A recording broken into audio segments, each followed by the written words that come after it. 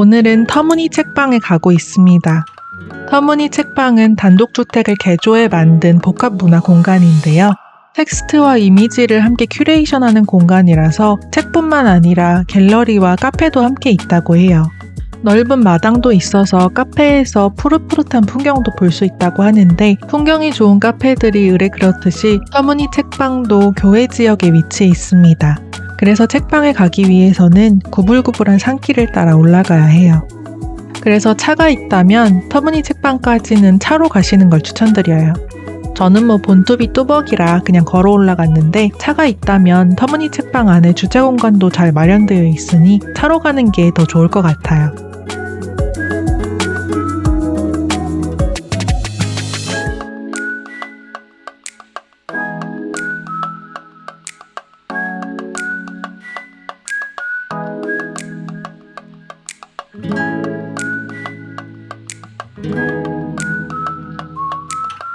터무니 책방은 밸류 브릿지와 몇 명의 예술가들이 모여서 운영하는 복합문화 공간입니다.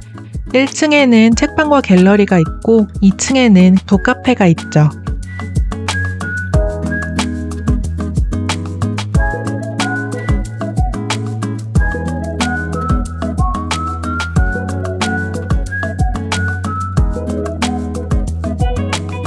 마당에 놓인 표지판을 따라 입구로 들어가면 가장 먼저 카페가 등장하는데, 오늘은 카페가 아니라 책방에 왔으니 일단 1층부터 내려가서 책방과 갤러리를 먼저 둘러볼게요.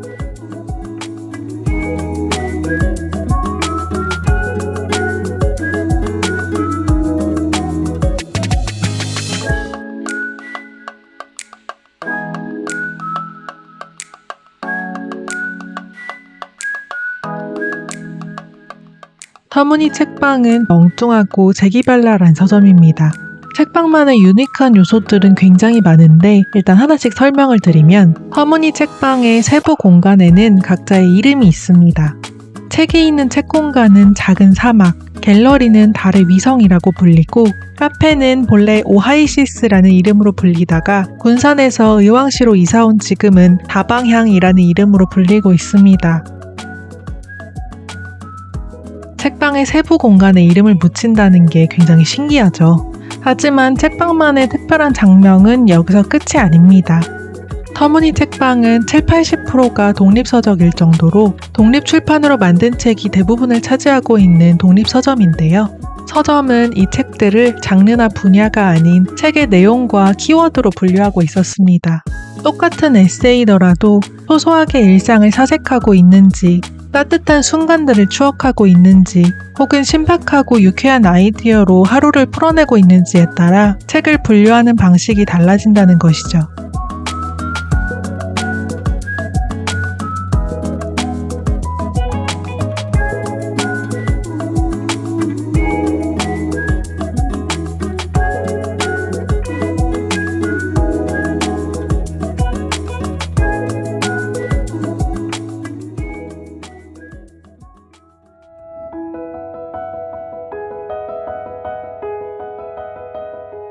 책방이 책을 이렇게 분류할 수 있는 이유는 책방지기님께서 책의 모든 내용을 확인하고 읽어보기 때문에 가능한 일입니다. 터무니 책방의 모든 책 첫 장에는 책을 소개하는 작은 메모가 붙어 있는데요. 책 속 문장들과 간단한 소개글이 적혀 있는 이 메모는 책방지기님께서 직접 책을 읽고 적은 거라고 해요. 독립출판책 자체가 독자에게는 생소하고 어려울 수 있기 때문에 책에 좀 더 친숙하게 다가갈 수 있도록 책방지기님은 모든 책을 직접 읽어보고 책의 내용을 쉽고 재밌게 풀어 메모를 적어놓는다고 합니다.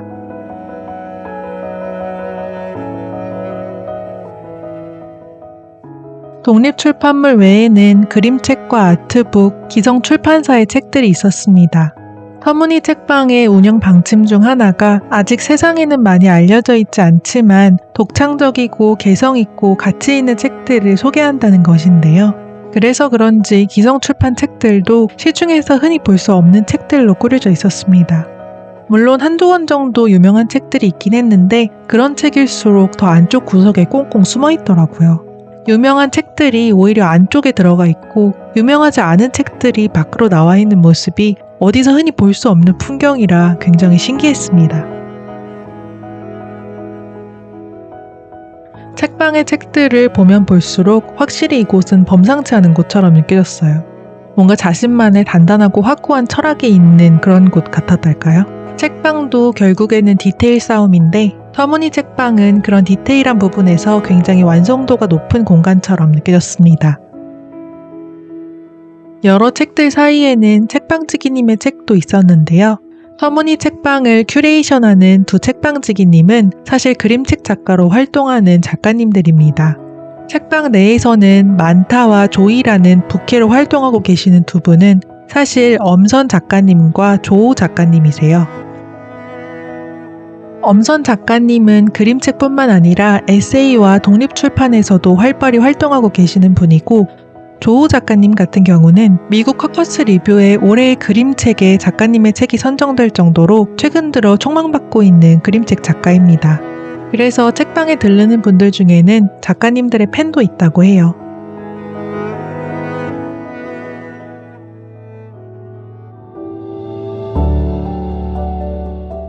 터무니 책방의 책공간 옆에는 작은 전시 공간도 마련되어 있습니다. 제가 방문했을 때는 부모의 날을 맞아 아이들이 엄마 아빠의 얼굴을 그리는 우리 엄마 아빠 고운 얼굴 그리기 전시가 진행 중이었는데요. 아이들이 그린 부모 얼굴을 보는 게 상당히 재밌고 웃기더라고요. 아이들만이 표현할 수 있는 특유의 가식 없고 솔직하고 순수한 면모가 그림에 그대로 드러나서 보는 재미가 있는 전시였어요.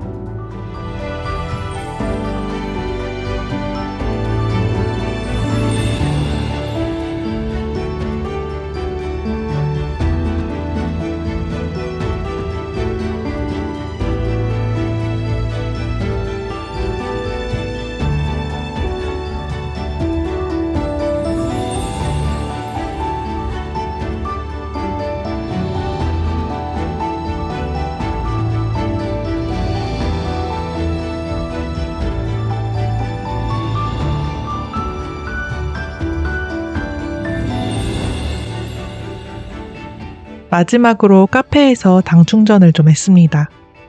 터무니 책방의 카페는 2층에 있어서 일단 창문 밖으로 보이는 풍경이 굉장히 좋았고요. 그리고 카페뿐만 아니라 베이커리도 운영하고 있어서 차와 함께 다양한 디저트와 브런치도 준비되어 있었습니다. 사실 서점에 들어가자마자 먹고 구경하기 시작했거든요. 서점에 갈 때까지 거리가 좀 있고 좀 많이 걸어서 올라가서 그런가 서점에 도착하자마자 배가 너무 고파서 일단 뭘 먹고 구경하긴 했어요. 그래도 지금 이 영상이 서점을 소개하는 영상이잖아요. 그래서 양심상 먹는 거는 가장 마지막에 배치했습니다.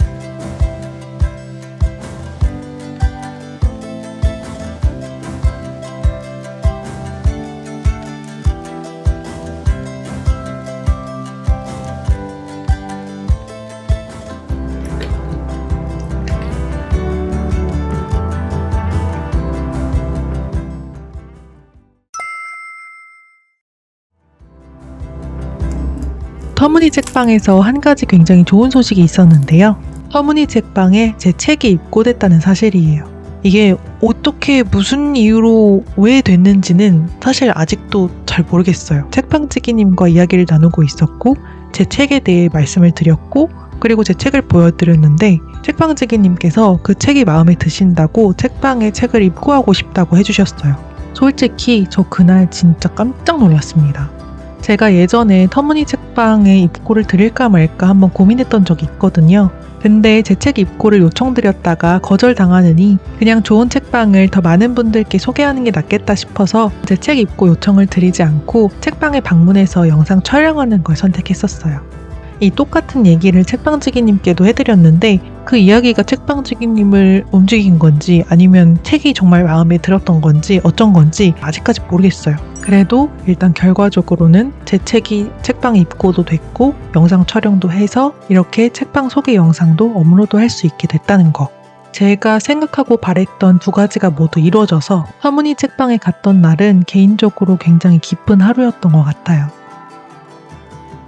매번 하는 말이고 하는 생각이긴 하지만 좋은 곳에 제 책이 입고되는 것만큼 기쁜 일도 또 없는 것 같습니다.